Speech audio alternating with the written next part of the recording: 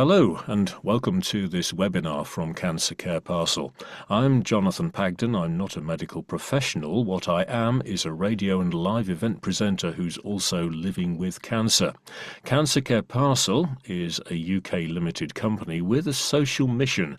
We reinvest our time and resources to provide free care packages whenever funds allow. In the parcels are carefully selected, practical and comforting items designed to bring relief, rest and reassurance to people who are in the process of being affected by cancer.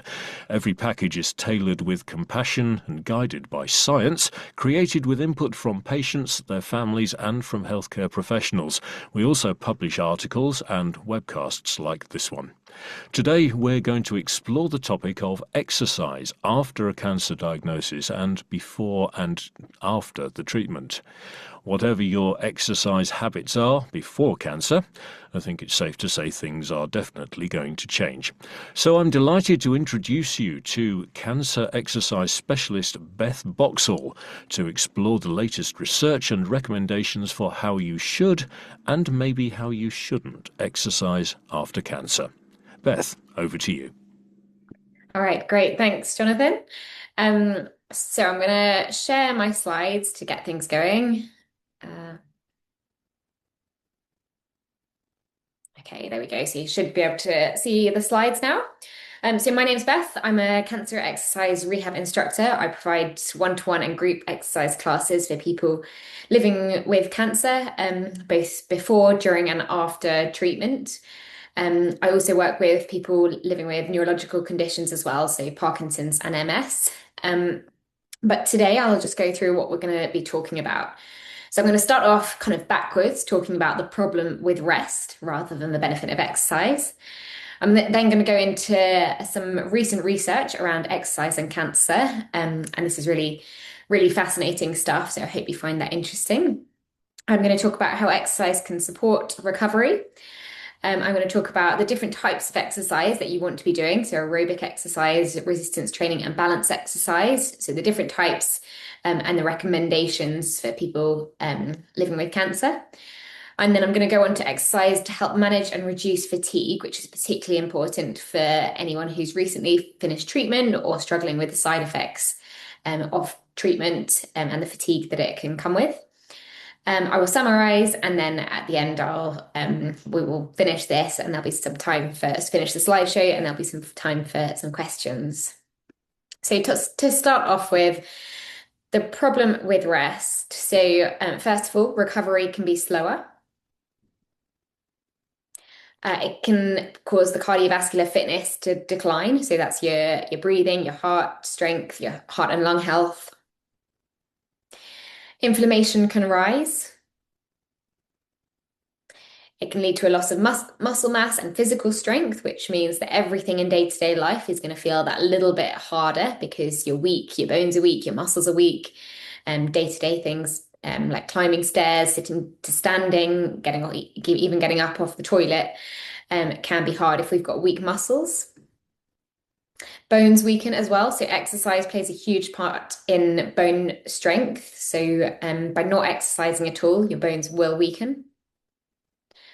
And then treatment side effects can feel more severe. So that is the problem with inactivity. Similar really in a way to similar in a way that a lot of the cancer treatments will affect you by not exercising as well. It can really lead to you experiencing more side effects and not feeling nearly as good as you could as if you were moving your body. So I'm going to talk about the challenge trial. I don't know if you have heard of this before or you heard some of the headlines around this. So this came out in June last year. And this was really amazing findings because it was the first major study that showed that exercise can potentially be a treatment beyond just helping support symptoms and side effects of treatment, but also in showing that it actually can help delay the progression of the disease. So what the study was, it was 189 people with high risk stage 2 or stage 3 colon cancer that had been treated with surgery and chemotherapy.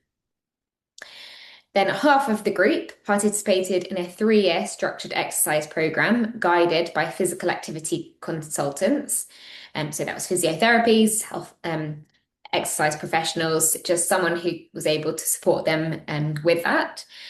And the goal was the equivalent to 30 minutes of jogging every other day. And the activity was more than double what the control achieved. And the important thing as well in this is it wasn't just jogging, it was about working out what worked for the individual. So it was cardiovascular exercise. But for people who didn't like jogging or couldn't jog, it would be maybe on a rowing machine or on an exercise bike or walking or canoeing. It was about working out what worked for the person, what they enjoyed, and what they could do. The control group, in comparison, received health education materials promoting physical activity and healthy eating. So they were encouraged to do exercise, but they weren't guided through a super structured exercise program like the activity group were. So the findings. So I'll show you the table as well so you can see the stats. So first of all, disease-free survival was higher. The risk of the cancer coming back or a new cancer starting fell by about 28% for the people in the structured exercise group. And after 8 years, exercise participants experienced a 37% reduction in risk of death. So, and this is hugely significant. So it's not actually showing that exercise is just helpful in helping manage side effects of treatment. It's showing that exercise was beneficial in reducing the risk of cancer recurrence and new cancers coming back or new cancers occurring. So what are the implications of this research? So exercise isn't just for well-being, it can actually extend life and reduce the risk of cancer occurring. Also, support and guidance matters as well. So from this study, it's clear that patients who had access to the expert coaching saw significantly better results than the group that were just given the health promoting materials. Customization, so matching to ability and personal preference appears key as well. So as I said, the people in the exercise group, they were encouraged to find something that worked for them. And then also the longer term gain in overall survival is ongoing. So this gives real hope beyond the immediate post-treatment phase. So those statistics weren't just in that year after treatment. It was 8 years, 8 years after treatment as well. So longer term gain is ongoing. So based on this, what would I recommend? So I know this might not be feasible or it might not be achievable right now if you are going through treatment or recently finished treatment, but this is something that you ideally want to be able to work up to. So weekly goals, you want to be participating in 150 minutes of moderate intensity aerobic activity, but many participants did exceed this. Choose sustainable activities, so things like walking, cycling, swimming, or circuit classes, something that you can actually stick to. Stay motivated. So we saw with the group where they were actually guided by an instructor, that made a big difference in terms of completing the exercise as well. So create accountability, whether that's through group sessions or one-to-one support or finding friends to exercise with. And if you're someone who struggles with motivation and know that you don't stick to things, then this is really, really key for making sure you can create a routine and actually stick to it.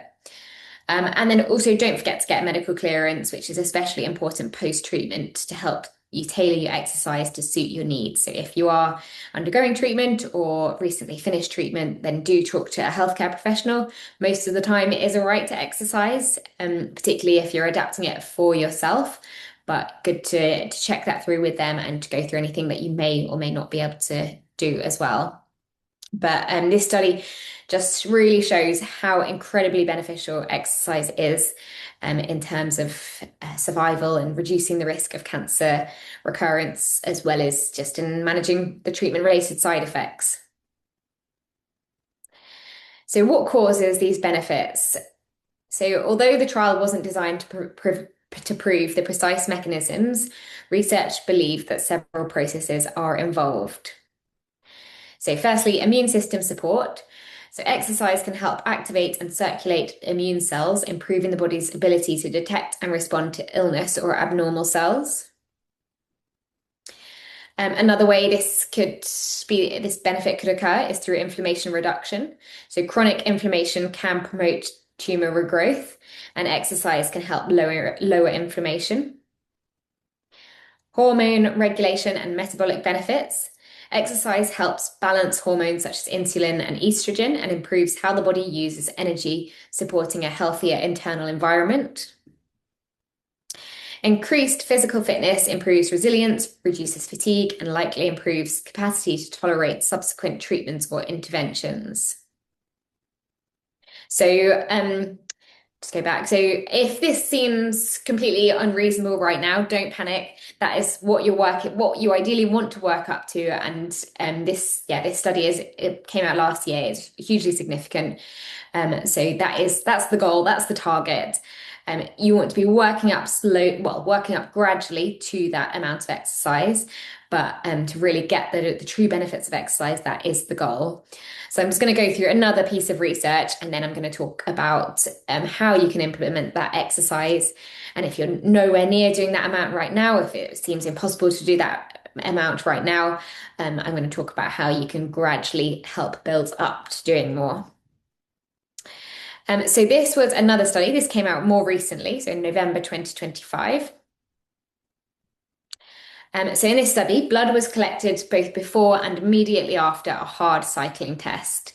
So participants in this trial, this was a lab experiment as well, so a bit different to the previous one, but participants in this study cycled until exhaustion. So it was really, really hard cycling, but it was not for very long at all. So it was approximately around 10 minutes of exercising. So quite different to the previous study as well. They took the liquid part of the blood, which contains exercise-released molecules and exposed colon cancer cells in the lab to the serum in the blood. And then they observed how the cancer cells responded. So how the cancer cells responded to the blood, to the exercise. So scientists observed widespread genetic changes even after just 10 minutes of exercise. And after exercise, the blood contained higher levels of signaling proteins involved in immune and repair processes. And the cells exposed to post-exercise serum showed quicker DNA repair after radiation damage. Overall, exercise-conditioned serum pushed cancer cells towards a less cancer-promoting state. So this study is very interesting because it's not talking about 150 minutes that you're working towards a cardiovascular exercise a week.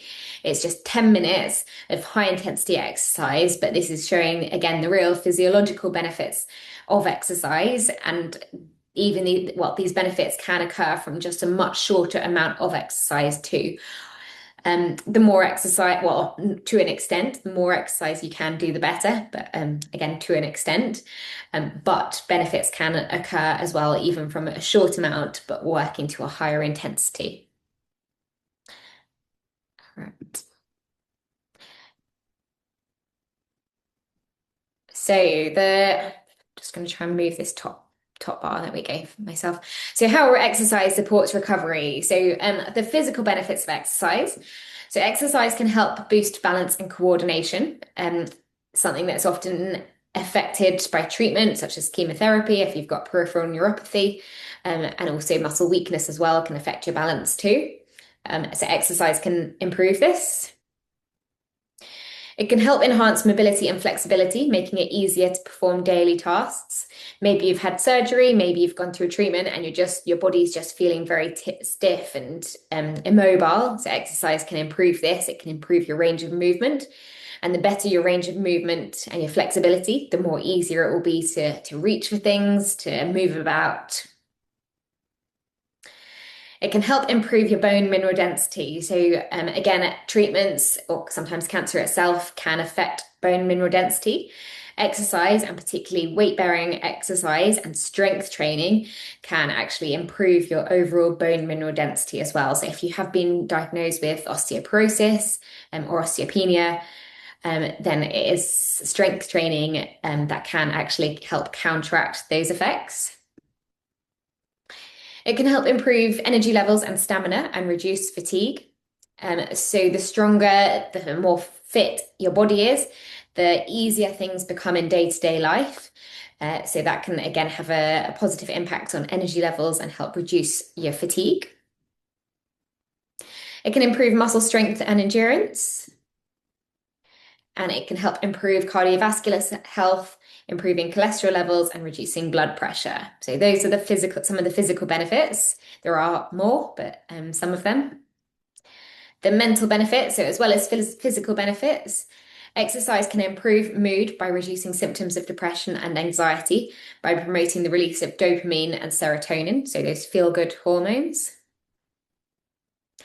It can help support memory, thinking, memory, and learning, and help protect against cognitive decline. It can help improve stress management, and it can help improve confidence and sense of control. So this is a quote that I often put on my presentations because I like it, but if exercise could be packaged into a pill, it would be the single most widely prescribed and beneficial medicine in the world. Exercise is so, so beneficial, and the best thing of all, it comes without all the horrid side effects that the treatment will come with. So if you are not already exercising, I hope you're feeling a little bit more inspired, a little bit more motivated to start doing at least something. All right, so what this means to you now, so I'm going to explain what we want to be doing then with taking on board the results of some of those studies. So aerobic activity is anything that gets the heart rate up, gets the blood pumping, gets your breathing rate up. So this is probably the type of exercise that people are most familiar with. And what counts, so things like walking counts, swimming counts, boxing counts, cycling counts, doing a circuit-based class counts, anything that gets your heart rate up. So if you're not already doing any kind of aerobic activity, you want to gradually increase the amount of cardiovascular exercise you are doing. So if you're not doing any at all, maybe it's starting off with 5 minutes a day, just walking around outside, walking around the block, gradually adding on a little bit more.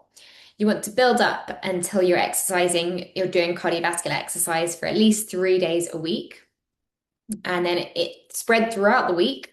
You want to aim for either 150 to 300 minutes of moderate intensity aerobic activity. So that's aerobic and cardiovascular are the same thing. And moderate intensity is feeling like you could do the activity while holding a conversation, but you couldn't sing. Or 75 to 150 minutes at a vigorous intensity. And a vigorous intensity, this means that you'd struggle to even hold a conversation. So if you've ever done kind of interval work, like cycling for longer periods, followed by a shorter rest or shorter recovery period, that would be that kind of activity. So for example, you want to try and do moderate intensity aerobic activity, 30 minutes, 5 days a week. So that's the goal. If you're not doing any at the moment, it's about gradually building up slowly. And then strength training. So strength training is possibly the type of exercise that people are a little bit less familiar with and maybe a little bit daunted by it as well. But why is strength training absolutely essential? So first of all, you can see on this graph, this is actually just for adults. This is not cancer related, but your muscle mass gradually increases with age. So when you get to around 20 to 30, it will peak in early adulthood. Then there'll be a gradual decline from the age of 40, and then a very substantial decline from the age of 50. So this is for everyone. And if we do not use our muscles, if we do not use our strength, it will decline. If you do, then it won't decline. You can improve strength, you can build it. And that is going to make everything easier in everyday life. But it can be even more beneficial if you've been diagnosed with cancer as well. So more muscle mass means more myokines, which means greater cancer suppression, stimulating the immune system more efficiently. So again, Research has suggested that as well as cardiovascular exercise, strength training can have a positive impact on helping delay or prevent the risk of cancer progression or recurrence. More muscle mass also means you're more able to tolerate your treatment. It can help support posture and mobility. And it can help you manage fatigue by improving the efficiency of muscles. So as I keep saying, the more efficient your muscles are, the easier things become in day-to-day life, which will have a positive impact on energy levels and help reduce fatigue. It can also help reduce the fall risk by improving your balance and protect you if a fall does happen. If you've got stronger muscles, there'll be more support around the bone. Also, strength training is the type of training that will improve bone mineral density as well. So it means that you're less likely to break a bone if you do fall. So even more beneficial. So there's actually been very, very recently, there has been a new evidence, well, new research coming out on resistance training guidelines, or a new summary, really. And this was the first update from 2009. So this is the American College of Sport Medicine who released these guidelines. And it was synthesized findings from 137 systematic reviews representing more than 30,000 participants. So quite a lot of research in there that they've taken this from. And there is a clear message that consistency beats complexity, which is very good news for everyone, because it means we don't need to worry, we don't need to get too caught up on the complexities of strength training or resistance exercise. So the findings showed, or the summary showed, that the most meaningful gains come from a simple shift, moving from no resistance to any form of resistance. So that is very good news for everyone. But if you're not doing any strength training and you then start doing strength training, that is actually where you're going to get the most benefit, or when you're going to get the most benefit. So what it is suggesting, though, is that we do want to be training all major muscle groups at least twice a week, which matters far more from chasing the idea of a perfect or complex training plan. And this is what Professor Stuart Phillips said. The best resistance training program is the one you'll actually stick with, whether it's barbells, bands, or body weight. Consistency and effort drives results. So I'm going to go on to talk about what is strength training for anyone who has no idea what I'm talking about. But find what works for you, whether it is going to the gym, doing it at home using cans, water bottles, resistance bands. But it's finding what works for you and something that you'll actually stick to. So I'll just go over this slide briefly, but consistency beats perfection. Match to your training goal. So if you are interested in really making sure you're getting the most out of it, then you can have a look at this infographic that the American College of Sports Medicine produced. So if you are looking to build, actually, I'm not going to go into too much depth in this, but yeah, feel free to visit this if you are interested in really making it specific to your training. Make it personal. You don't need a gym, so you can do strength training at home, and more advanced techniques are completely optional. So how to strength train? So with your strength training, you want to be doing doing it 2 to 3 days a week, but on non-consecutive days.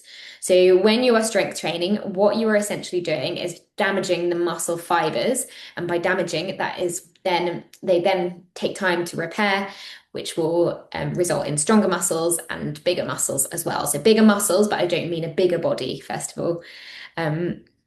But by damaging those muscle fibers, a really important thing is allowing those muscle fibers to then repair. So that is why you don't want to be working the same muscles 2 days in a row. So we want to leave at least 24 hours before you do the same exercise for your muscles. You want to work with around 6 to 30 repetitions for 1 to 4 sets. So that's quite a big range. But again, those findings did show that keeping it simple and not complex, not getting too hung up on the actual numbers is what works. So around 6 to 30 reps is good. That means repetitions, and 1 to 4 sets. Sets means rounds. Focus on large muscle groups. So the major muscle groups that you want to be working are your chest muscles. These are big muscle groups. Your back muscles, big muscle groups. Your quadriceps, muscles in your thighs. That's big muscle groups. Hamstrings, again, big. The glutes, the backs of the legs. So big muscle groups for better gains. Start with low resistance. So a low weight or a light resistance band, a less tight one, and gradually try and increase this. And to experience changes in strength and muscle growth, you want to take each set close to the point of muscle failure or muscle overload, with possibly around 2 to 3 repetitions in reserve. So I've had people often ask in the past if how many bicep curls they should do. Between 6 and 30. So, all right, should I make it easy and just do 6? If you can do 6 and you can go on and on and on, that's not enough. You do want to get close to the point where you're feeling like you couldn't do many more repetitions. So that's why I try not to give anyone a specific number, because you do want to get to that feeling where it feels hard. You're feeling a little bit of maybe a burn in the muscles. You're feeling like it's a little bit harder to do the movement. So you do want to be challenging the muscles in order to actually experience those changes in strength and muscle growth, which are important for managing cancer treatment related side effects and to get real benefits from it. What was I going to say? Yeah, I think that's all. So yeah, getting close to that point of muscle failure in each round is important. Oh, I was going to say, if you're new to exercising, don't worry about that. So if you're not doing any strength training, you want to build up gradually. So you don't want to jump in with your heavy weights and push straight away to that point where you feel like you couldn't do many more. Work up gradually. But again, like that aerobic activity, building up to the 150 minutes, that's what you want to build up to with the strength work as well. And then what counts of strength training? So again, for anyone who has no idea what I'm talking about, there's a lot that counts. So it can be going to the gym, using machines at the gym. This is a leg extension machine where you're targeting your thigh muscles. But equally, you can do that exact same movement at home using a resistance band, like the girl on the chair at home, pushing the leg, even just as a body weight exercise on a chair, but you can make it harder using a band. It can be just lifting weights, which you can do at the gym. You've got more options for weights, but you can do it at home. You can do it with cans. You can do it with dumbbells, starting off with light dumbbells, maybe gradually working up to heavier ones, or you can work harder by going for more repetitions with lighter ones. There's a lot of things that count, but it is targeting your muscles. So your upper body, your core muscles, your lower body, rather than just targeting your heart and your lungs by increasing your breathing rate. So that is the difference between cardiovascular exercise and strength training. All right, and then going on to balance. So how can you improve your balance? So again, another skill that's impacted as a result of treatment, but also your balance can naturally decline as you get older. Due to a few reasons, but again, as your bones and your muscles get weaker, your balance will also get worse. So how can you improve it? Balance is a complex skill, so therefore requires a multifaceted approach to improve it. So to improve it, it is necessary to take part in a combination of strength, flexibility, balance, and coordination exercises. So you can't just practice balance exercises to see improvement in it. It is important to do your strength training, to do a bit of flexibility work, to do a little bit of coordination work. So if you've ever liked sport in the past, then that's perfect. Anything that resembles a sport, like throwing and catching, even if you've got like a sock at home that you can practice throwing and catching, that can actually help improve your balance. And then balance exercises itself are obviously important. So practicing standing on one leg, walking on an imaginary tightrope. But as well as varying the way you target your balance, you also want to vary it. And this is because the body adapts over time. So changing exercises keeps the brain and muscles engaged and continuously improving. And a variety of movements help stimulate the brain and will help create new neural pathways for better movement control. And lastly, varying the exercises will help mimic everyday movements, making the exercise more functional. So rather than just practicing the same balance exercise over and over again, like standing on one leg, it is necessary to vary it by doing some dynamic balance where you're moving, like walking a tightrope, and maybe adding in a bit of a head turn as well, because as soon as you move your head, it gets significantly harder to balance. And that resembles more of a real life situation as well, because it's quite often that you're not just looking straight in front of you when you are a little bit unstable. It might be that your balance is challenged when you're walking down the high street, you're looking around, and that's when you're more at risk of a fall. So good to make it resemble a real life situation. Um, but one important thing with balance as well is that you do need to challenge it. So whatever exercise that you're doing, it does need to be challenging enough in order to improve it. So if you're standing on one leg and it feels too difficult, so you do it holding on, that's not enough to improve it. You do want to get a real sense of wobbling. So wobbling is good. I always say embrace the wobble, because that's what you need to be able to improve it. And that's what gets those muscles as well, in your feet, in your leg, working to keep you balanced, to keep you stable. All right, so cancer-related fatigue and the role of exercise. So firstly, what is cancer-related fatigue? Fatigue is a common and severe side effect of cancer and its treatment, and it can feel like extreme persistent exhaustion, which is not relieved by rest.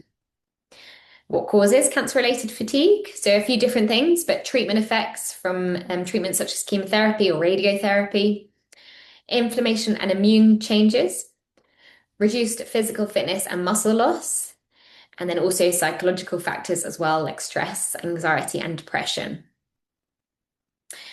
And how can exercise help? So the good news is, as I keep saying, exercise is something that massively helps reduce fatigue. So exercise will improve your fitness and muscle strength. The stronger and the fitter everything is, the more capable you are of managing things in day-to-day life, the less effort everything feels, which then means you can kind of reserve the energy that you do need to do the things that you need to do, what you want to do. It can help reduce inflammation. It can help regulate hormones and energy systems, and then it can also support sleep and mental health as well. So a common misconception, though, is that low intensity exercise is best for fatigue. So for people who are struggling with fatigue, they will often think that going for maybe a slightly longer but a very gentle walk is what is going to best help them reduce their fatigue and manage their fatigue. But this isn't actually true. The best type of exercise, so it's often seen as safer and less tiring. However, it doesn't effectively target the causes of cancer-related fatigue. So limitations of low intensity exercise. So if you are just going for a gentle light walk, it doesn't maintain or build muscle mass. There's weak stimulation of muscle growth and repair. There's limited metabolic and mitochondrial improvements. Low anti-inflammatory signaling. It may increase your energy use without improving your efficiency. So if you are someone who does struggle with fatigue and is feeling completely exhausted, if you recently finished treatment or you're just suffering very severe side effects of treatment and the fatigue is very ongoing, I'd actually say start off without any of that longer intensity exercise, because it can actually be a little bit counterintuitive because you are wearing yourself out without experiencing those benefits. So what will work better? Resistance training. So strength training, again, resistance and strength is the same thing. So this will help build and preserve muscle mass. It can help improve strength, metabolism, and energy efficiency. And it can help reduce effort needed for daily activities. So lifting your weights, that is what works well. And then also, rather than doing gentle, longer, low intensity aerobic activity, actually interval-based aerobic exercise works better for managing fatigue. So this is any exercise where you're bringing your heart rate up for a short period of time. So let's say 20 seconds where you may be going up a hill, working hard, followed by 30 seconds coming down the hill, or 20 seconds of fast cycling, followed by 40 seconds of gentle cycling. And this is because it improves cardiovascular fitness and mitochondrial function. It's more effective in less time as well. So if you're doing interval-based aerobic activity, it actually counts as your vigorous intensity aerobic activity. So you'll get the same benefits of doing it for longer, but in a shorter length of time. And this can help avoid excessive energy drain from longer sessions. So that actually works better than going for a long, slow walk. And then a few tips for managing fatigue. So be flexible, adjust exercise based on how you feel that day. So it might be helpful to even write a fatigue or an energy diary where you're recording when your energy levels are best. And if they're highest in the morning, for example, that's when you maybe want to do a little bit more exercise. If they're lower in the evening, either don't do your exercise then or do something a little bit more gentle. Opt for seated strength exercises to help you conserve energy but get the most from the exercise.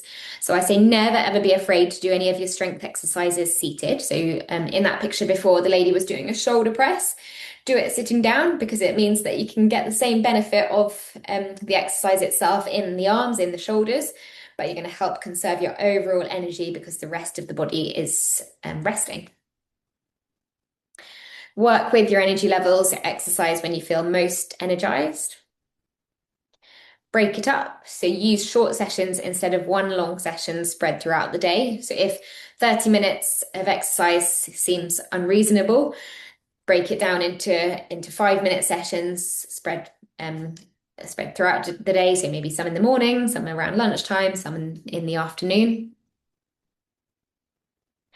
Keep some intensity, but adjust the volume. So reduce the session length or the number of sets. So you're still working hard, but everything is a little bit shorter. You're not doing quite as much of it.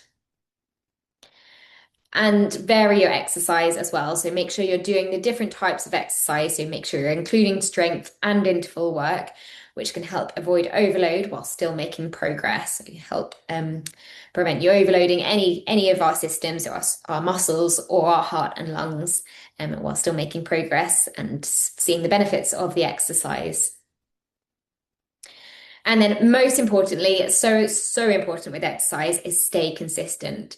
So when you're experiencing severe fatigue, focus on maintaining function, not improving fitness. Opt for shorter sessions, fewer sets, more rest, and avoid stopping completely. So what is very common with people who experience very severe fatigue is the boom bust cycle, which means they do lots on the days they're feeling good because they're trying to capitalize on that time, but then they do wear themselves out and then feel exhausted the next day. So then they think, oh, I'll spend the day in bed, do nothing at all. That's what you want to avoid. It's much better to do a little bit on the day you're feeling good, followed by a little bit on the day you're feeling rubbish, little bit again, because that is how you're going to experience the progress. And it doesn't matter, it can be small. So if you are feeling very, very fatigued, I'd recommend just starting something very gentle. You can always turn it into just 5 minutes, but it's better to start, see how you feel, rather than giving it up completely. All right, to summarize, so exercise is one of the most powerful things you can do for your recovery. You don't need to wait to feel better to start. Even just small amounts of movement can help, and starting gently is enough. Although all exercise is good, some exercise is better. So all exercise is good, but it's not all equal. And to achieve optimal benefits, choose the correct dose, the correct intensity, and ensure you're progressing gradually. And I would recommend talking to a professional to help you achieve this. So we saw from that study at the start, getting guidance with your exercise is what can result in progress and those benefits. Fatigue doesn't mean you should stop moving. So the right type and amount of exercise can help improve your energy over time. Consistency matters more than doing a lot. Regular, manageable exercise is more effective than occasional intense sessions. Strength training is absolutely essential in helping to rebuild muscle, improve daily function, and support long-term recovery. So if you're not already strength training at the moment, I really want you to go away from this presentation and to really start thinking about how you might be able to implement some kind of strength training into your weekly routine, into your day-to-day life, whether that's maybe looking into a gym. It doesn't have to be a gym though. It can just be lifting water bottles at home and maybe ordering some resistance bands to your home or some weights because it is so beneficial, and that is what you're really gonna see progress in as well, particularly if you're not doing any at the moment. And those findings showed that the biggest gains came from starting something rather than doing nothing. And you don't have to do it alone, so getting guidance from a qualified professional can help you feel more confident and safe. So, where you can find exercise support, so if you are looking for support, if you use the Cancer Care map, there are local group classes on there, so you can find your nearest class to you. Maggie's, if you've got a Maggie's near to you, there are a lot of exercise sessions that they do in the Maggie centres. Some also do them online as well. So I actually do an online class for the Maggie's Oxford branch. We've got 2 a week going, so they take place online via Zoom. On the Macmillan website as well, you can do a what's in your area thing and have a look for local cancer rehab classes, or classes suitable for people recovering from treatment or diagnosed with cancer. 5K Your Way as well. So 5K Your Way is a cancer support group with a side of exercise. And the idea is that you meet on the last Saturday of every month at your local park run. So park run, they take place all over the country. And the idea is that you do 5K your way in a supportive environment. Sorry, doing 5K in a supportive environment. Let's say 5K is always the difference, the distance, but 5K your way is a cancer support group. So you can turn up, you don't have to do the full distance. You can just be there to support, to cheer others on, to meet other people, possibly in a similar situation to yourself. But the aim is to always also encourage a bit of movement. So walking maybe 2.5K, so half the distance to start off with, and then building that up. So that's a really great exercise support group. And again, they're all over the country, so you can have a look to see if there's one near you. And then, so I mentioned at the start, I run group exercise classes and one-to-one sessions for people with cancer. I run an online program which includes guided exercise classes, including variety and progression. So one of the reasons I started this was because I'm very aware that what I've gone through is quite daunting. It seems like a lot of information to take on board. So I created the online program to make things as simple as possible for you. It's got all of the type of exercise that recommendations suggest you should be doing in an online format. We have weekly classes designed to improve your strength and cardiovascular fitness. I make sure the exercises, so no class is ever the same. I make sure they're all varied to challenge challenge and improve your balance, your range of movement, and your flexibility. And also importantly, to make sure it's not boring, because I know if it's boring, you're never going to stick to it. So every class is different. I also run shorter length classes to help manage fatigue. And actually in May, I'm just starting a challenge for our members where every weekday morning, I'm going to be sending out either 5 minute or 5 to 10 minute short videos for you to follow along with, because it's those shorter exercise sessions that have been found to really be beneficial in helping manage fatigue and also in helping increase motivation as well. So that's our May morning movement challenge that will be starting then. So they're just short sessions emailed straight to you. Also in my online program as well, I've got videos to address specific symptoms, including balance, range of movement post-surgery as well. So if you've gone through breast cancer surgery or abdominal surgery, we've got gradual, very gentle exercise videos on there to help you build up slowly and increase that range of movement. And then all classes are available to follow along either live or in your own time. So they are delivered via Zoom live, but they're also all recorded. So if you can't make the live session, you can do it in your own time as well. And I've just got a few free resources on there as well. So if you're interested in this kind of thing, then you can follow me on Instagram. I try and make it as educational as possible to help encourage you to exercise and guide you on how to exercise. And I've also got a free guidebook as well on my website, where you can find the information that we've gone through in this session. So I will leave that there. If you do want to get in touch, that's my website and my email. You're very welcome to get in touch. And I will end the show, and then I think we'll have time for a few questions. Indeed, we will. Beth, if you could stop your screen share, that would be Yeah. great. I have a lot of things I want to ask, most of them related to my own personal experience. That it's just under a year since I finished chemo, and I've never been the fittest of people, but I tried to walk maybe 3 miles in old money a day, and I found I could hardly stand up during and after the chemo. And at about the same time I was diagnosed, a friend of mine was diagnosed with a rather more aggressive form of cancer, and he was a regular half marathon and marathon runner. And I know he got very frustrated because he was having difficulty climbing the stairs at home for a while. Is the hardest thing to deal with, I wonder, the realization that you can't do it the same way as you did before? Or is that something to aim at to get back to where you were before? I say everyone is different and it depends on the treatment, the intensity of the treatment. I think it's very, very difficult and very frustrating mentally knowing what you could do before and then the change. Um, I think a lot of people try and, well, I have people that will say that this is their new post-cancer self when they're exercising rather than constantly comparing to their self before. I would say that it is better not to compare before because your body has gone through a lot, and it's really going to take its toll. So I think having that as a goal is good because exercise is beneficial, but I think it's good not to put the pressure on yourself to get back to that point necessarily. Getting back to doing the things that you used to do is great. So for your friend, if it was running long distances, getting back to that is a great target. But yeah, I wouldn't encourage him to focus too much on his times or beating it. That he might get back to that point and he might find that he's back doing that again.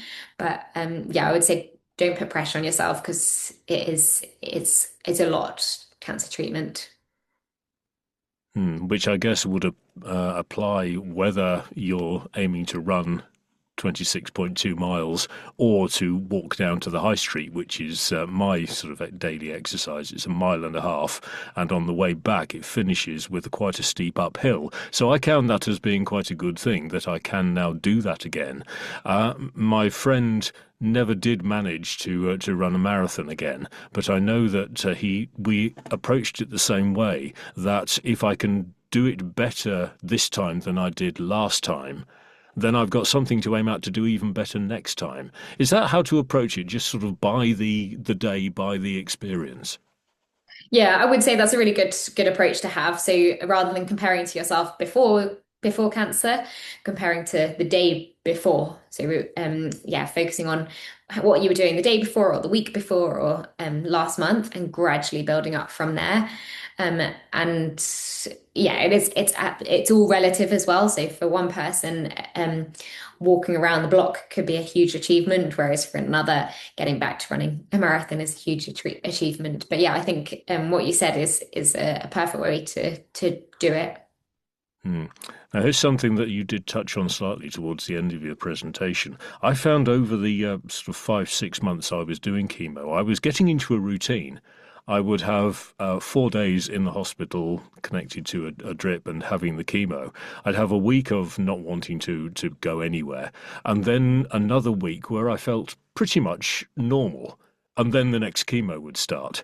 It would be very tempting if I was aiming to keep my exercise level up to do as much exercise as possible during that third week when I was feeling fairly fit. But I get the impression that you would say that's not such a good idea. No, that's a little bit different when you're going through chemo. So it's definitely not going to be linear progression during chemo because of those cycles.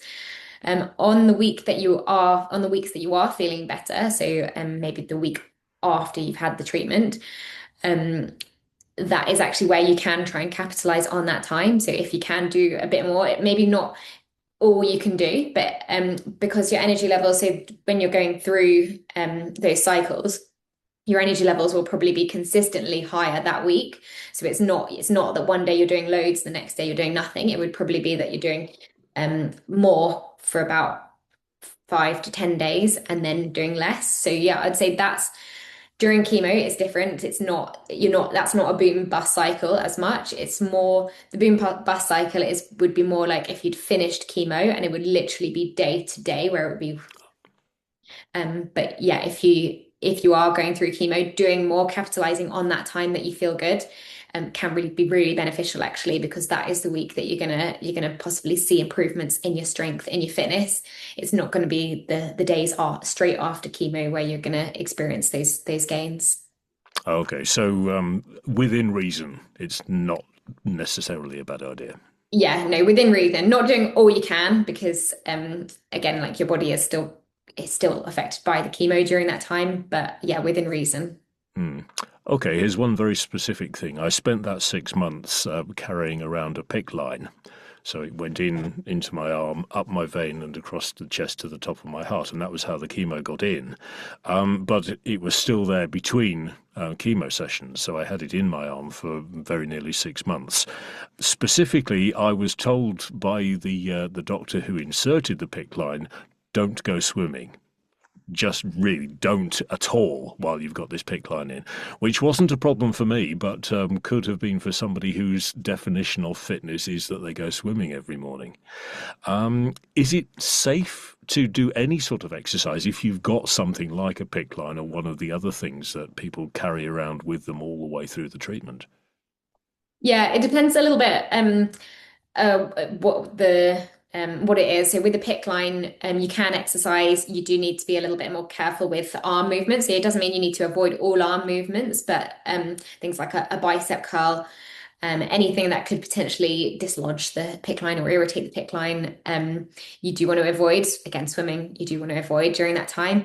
But range of movement arm exercises would be okay. Gentle movement would be okay. If someone's very used to using their arm for an exercise, they could use it, but just maybe be a little bit more mindful of the movement. With a port, you want to be a little bit more careful with overhead movements. It varies a little bit depending on what it is, but you definitely don't need to avoid all movement. It's just working out what you can do, what you can't do, and being a bit more mindful, particularly with the upper body exercises when you've got one in. I did find that the PICC line itself reminded me if I was pushing it a bit too far. Um, Mm. uh, when you were talking about strength training, I had another friend of mine who's a yoga instructor in my mind. So I do wonder whether yoga or maybe Pilates, does that count as strength training? So it depends on the type of yoga, the type of Pilates exercise. But generally, yoga is a little bit more focused on range of movement, mobility, flexibility. Pilates can be a little bit more strength focused, but the important thing with strength training is that you are getting to close to that point of muscle failure, so feeling like you couldn't do many more repetitions. So Pilates is very focused on holding things for a little bit longer, and yoga is very focused on holding things for a bit longer. So this is perfect as like a rehab tool or to help you gradually ease back into strength activity, but it doesn't actually help target your muscles quite in the same way as normal strength training where you're using weights or bands and lifting things, because that is what is key to building muscle, getting close to that point of failure. So really good early on and great if you enjoy it to maintain it. But if you are at the stage that you want to try and progress things, then it's probably not quite enough to experience those benefits. Okay, so good as far as it goes, but needs more. Yeah, yeah. Okay, I'm going to take myself back now almost a year to the day the PICC line came out, which was immediately after my last chemo session when the consultant said we won't be needing that again. And that was very good news. And that felt like the end of the treatment, although the treatment is still going on. But is that sort of my day zero, if you like? And how do I start? For somebody who's approaching that now, I've got to do something about my fitness. What's the first thing to do? Um, everyone's different. So again, it depends on how you're feeling at that point. But I'd consider how you are feeling. If fatigue is the thing you're experiencing most, I would say starting to implement just daily shorter exercise sessions, so 5-10 minute sessions. If fatigue is the main issue, I'd say starting off with strength work because that's what's going to eventually make the cardio, the walking, the cycling, the things that you enjoy more manageable. But yeah, little and often if you're just kind of starting from day one, gradually aiming to build up. Okay. Finally, then, is it possible to overdo it? Can you actually go too far, too soon, too fast, and do too much? Yes, so yeah, while exercise is hugely beneficial, it is important to bear in mind that doing too much can be damaging as well, particularly in terms of fatigue. So if you are completely wearing yourself out, it can be detrimental to the body. It can increase stress in the body. So you do want to make sure you're not doing loads and loads. The benefits with exercise do increase the more you do, but up to a point as well. So that's normally above 300 minutes a week of aerobic activity. The benefits kind of start to plateau. You're not going to experience many benefits after that, and it can mean that you are wearing your body out rather than improving it or improving your fitness. Also, you do want to be careful with things like rotational movements, sometimes jumping movements, because so while that can be beneficial, jumping or running kind of movements can be beneficial for the bones if they're strong enough.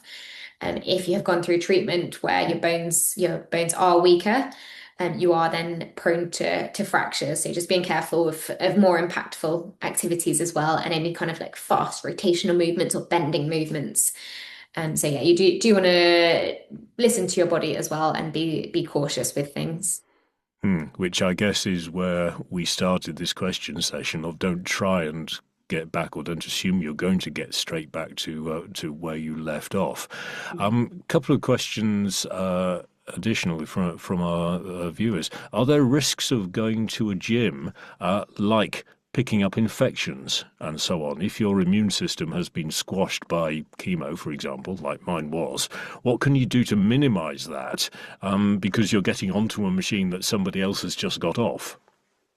Yeah, there are risks of going to the gym if your immune system is compromised. So if that is the case, then exercising at home, doing your strength training at home might be more beneficial. If you love the gym, and your doctor said it's okay, they might just say be really cautious, maybe wear a mask, make sure you're sterilizing the equipment before you use it. So yeah, unfortunately, there's not much that you can do other than being a little bit more cautious with washing hands and trying to avoid picking up germs. Because yeah, you are at more risk of picking something up. But adapting it to do it at home or maybe outside as well is an option. Take your own antiseptic spray, maybe? Yeah. Possibly, yes.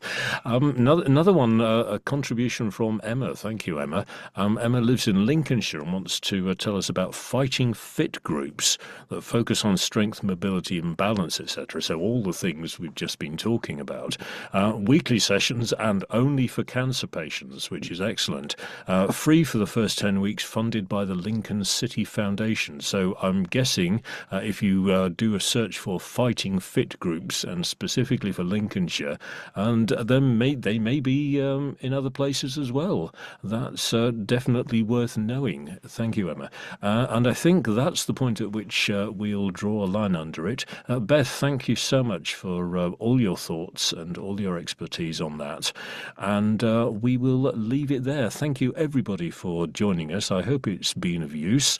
You'll find the links to Beth's work and several places suggested by her that may be of use on the website at cancercareparcel.com. And Beth, tell us again what your own website is.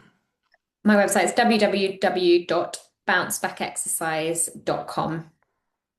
Bouncebackexercise.com. Beth, thank you for joining us today, and thanks everybody for your attention. Thanks, everyone. And that's